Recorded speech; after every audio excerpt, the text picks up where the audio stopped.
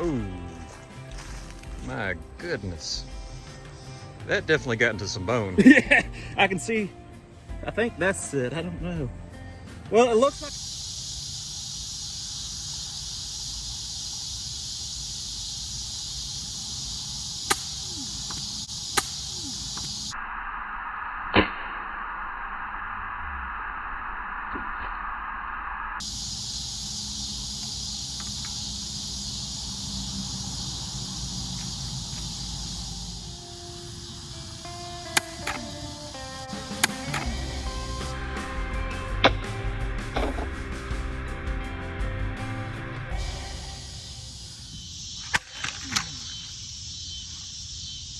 Hello, my name is Matthew Culbertson. I'm a Satsu 5, and this is the Never Unarmed 1917 Improved Naval Cutlass. And so what me and Austin want to do today, we've done some testing. There's still more to come that we want to do, but we just want to have a discussion with each other about what we've experienced so far with our 1917 Cutlasses. These were both sent to us by Lynn Thompson with Never Unarmed, and we've been really pleased with them so far. Yes, and also, unlike a lot of swords, you can carry them. Yeah, and so I'm 5'8". Austin, I believe he's about 6'2". You're six. Well, he's Well, 6'2". with these shoes. Yeah, so Austin, he's going to be close to 6'2" with boots on, and my legs are pretty short, but when I have this on my belt, it's staying clear of the ground, so that's a huge plus right there. A lot of swords, they come with sheaths, but they don't have any way to attach to your belt, so that's one plus, is that you can actually carry this. Also, because of this size, it also makes a great home defense tool. We have another sword that we're going to compare it to, but naval cutlasses were made to use inside of a boat, not only on the deck, but below as well. And this is a relatively sharp sword, and if you want a good baseball bat alternative, this is a good one. Yeah, so I have a bunch of swords by Cold Steel. I think one of the more practical swords that you can get if you're looking into getting a sword is probably the heavy-duty sword cane by Cold Steel. It's very, very useful, and it's very socially acceptable to walk around with, especially if you're older or maybe you have a limp or something like that. But there's a lot of people that are looking into getting their very first sword, and there's a lot of really good options out there. But in my opinion, you can't go wrong with getting a Cutlass as your first sword. So some of the things that you're going to get with a Cutlass is, as Austin said, it's maneuverability. With a long sword, you have to worry about two edges, and if you're not coordinated, you don't know anything about swords, having a long sword can be pretty intimidating. Also, you're not going to be able to really use a long sword so well inside. Maybe you can kind of use it as a spear, but you can't use a long sword as a long sword if you're defending your house, which me and Austin, we're going to talk about home defense with swords. That might sound crazy to you, but maybe some people, they don't have a firearm, maybe they can't buy a firearm, or maybe they just don't live in a cool country like me and Austin do. But me and Austin, we do a lot of sparring, we think about knives all the time, and so we like swords and we want functional swords. And so, like, why not get a sword? Why not train? And why not be able to use it if you had the chance? So you're going to get hand protection. You're going to get a relatively short blade for a sword, but it's going to be longer than any sword, any knife when it comes to reach. And both of our edges came very good. Mine with just a little bit of ceramic and a little bit of leather, I could rough shave with it. Austin's was pretty good as well, but mine came a lot thinner as far as the grind goes. It's about the same as a standard sword, while Austin's, it's a little bit fatter. It's a fat edge, and there's advantages and disadvantages to that. But as Lynn told us, this was designed to parry everything from a pole arm to a switchblade, and so this thing is super versatile. And me and Austin, we want to demonstrate that. My ergonomics on mine is just fine. It's just a wooden handle, all right, and it's pretty smooth. Nothing's really biting me. How's the ergonomics on yours, Austin? I'd say it's good. I have larger hands. I'm working muscles that I don't normally work, and one of those is my pinky muscle, and so I really do feel that. But you know, it doesn't. There's no real hot spots, and there's no stingray or shark skin and wire that a lot of other sabers have. Yeah, so Austin, he just really recently did some cut test with it was a pork butt. Yep. And when Austin came down, he really hit that thing.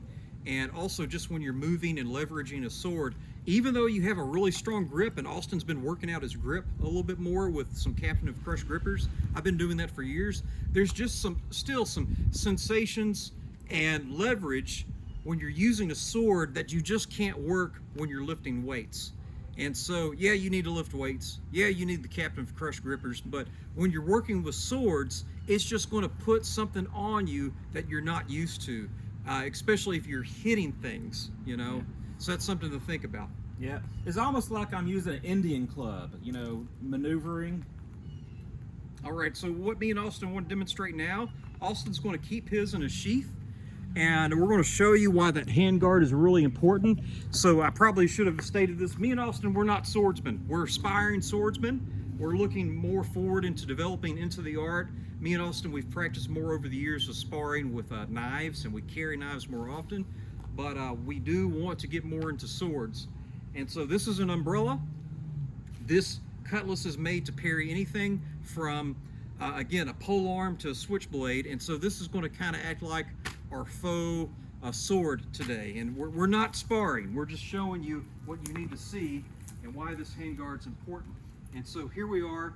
And Austin, he's going to block his head, and I'm just going to come down. And if I were to come down on his hand, all right, that handguard has completely protected his hand. And so at that point, he could come back and hit me in the head with that saber. All right, so here's another one. That's the hanging guard. We're just going to do the standard one. I'm coming at the side. He's going to really get behind that. And again, his hand is completely safe. All right, so it's kind of like having a sword and a shield in one hand. All right, Your own personal buckler. Austin, he has a cold steel wakizashi. All right, and a wakizashi and a cutlass, they have some things in common. Both of these have a shorter blade, and they're made to be used where you can comfortably use them inside. All right, it's going to be harder to use a katana inside. It's going to be harder to use a full-size saber inside. But both the cutlass and the wakizashi you can use indoors pretty easily. So Austin's going to do that hanging guard again. He's protecting his head. Boom, I come down, and then what can I do? I can get his hand. All right, so pretty self-explanatory, but this is the reason why I say this cutlass, it's such an awesome sword for a beginner. If you're looking just to buy your first sword, I would highly recommend that cutlass right there, because it has so much protection, and just the way you can wield it, you can kind of intuitively wield it and be very effective. What Lynn told us is, I'm going to get my, thank you for that demonstration, Austin. I'm going to get my cutlass out, but Lynn said this is not something where you're going to go into a field and have a finessing duel, all right? Not saying that you can't, but what Lynn said, and I believe Austin can verify this, is that this is a melee weapon, all right? So you're coming in with big chops, big stabs, you're trying to get things done very, very quickly. It's not so much finesse, it's high impact, and you're getting in there and you're trying to get the job done. So anything else you have, Austin? No, not really. Well, I want to show a size comparison between the Dragonfly wakizashi. Hold that.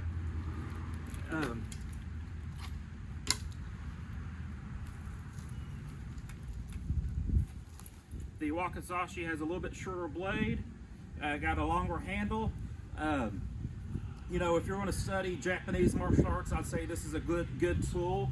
But as a beginner, you get like your own personal buckler right here. So that is a shield that's on your hand. And with this, you're not going to get that. So like if you want to specialize in Japanese martial arts, cool. This is a good tool for that. I would say there's other tools that are good for that as well. But just so you know, At Renaissance Festival, they have a pirate day, so this is also cool. What do you think? Yeah, I guess one thing you could say about the Wakizashi is that you can easily carry it in your belt. Yes. And you can carry this easily on the belt. So yeah, that's what we have to say so far about these cutlasses. You can get them on neverunarmed.com. And yeah, so go get you one. They're a very, very underrated sword. Thank you. By the way, any important dates? December 5th. Keep watching Never Unarmed, and you're going to see some awesome things coming December 5th. So that's all I have to say about that, but have a wonderful day. Oh, my goodness. That definitely got into some bone. I can see. I think that's it. I don't know. Well, it looks like I'm not going to get another cut out of it. Yeah, just put the sword down.